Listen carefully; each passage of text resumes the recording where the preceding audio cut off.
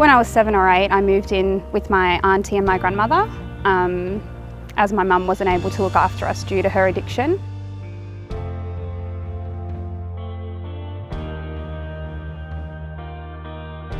I did have to look after my brother quite a lot, as my auntie worked full time and my nan was sort of the sole carer. It took away time for me to study, which greatly impacted on my academic ability.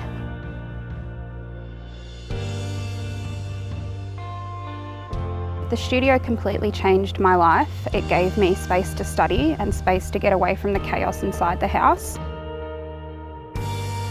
Along with the studio came scholarships. They helped with the cost of VCE, and that made such a huge difference because we only had one income.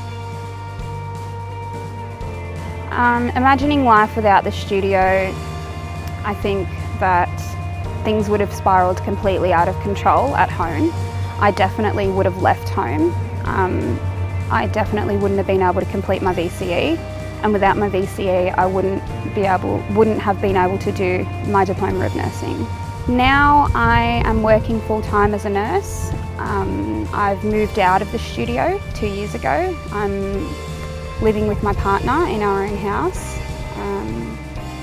I love my job. I'm really happy within my life. I just last year travelled across America and spent my birthday at Disneyland, and I've just recently bought myself my first brand new car.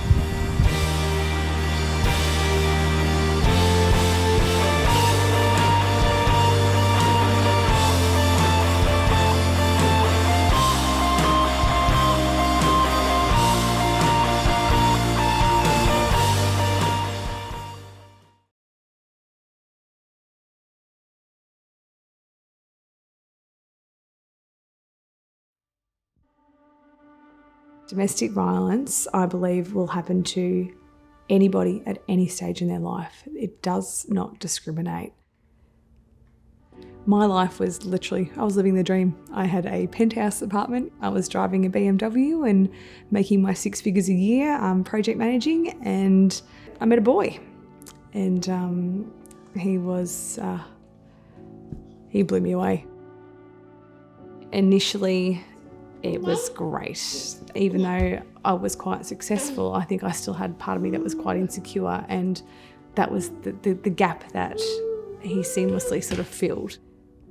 As soon as these big cracks started to appear and I flagged that something might not be 100% right, well, we found out about Harmony. After 2 months, we finally got her home, which was wonderful. But then it really ramped up. The really controlling behaviour started. I just remember him lurching up the back stairs and me going, this is a bad one. And he lurched in and just said, give me my baby. And I could smell the alcohol from the front door. And oh God. But it was sometimes easier just to give in than it was to put up a fight and make things worse for us. So the baby monitor was on the side of the cot and the screen went blank and I went, oh God.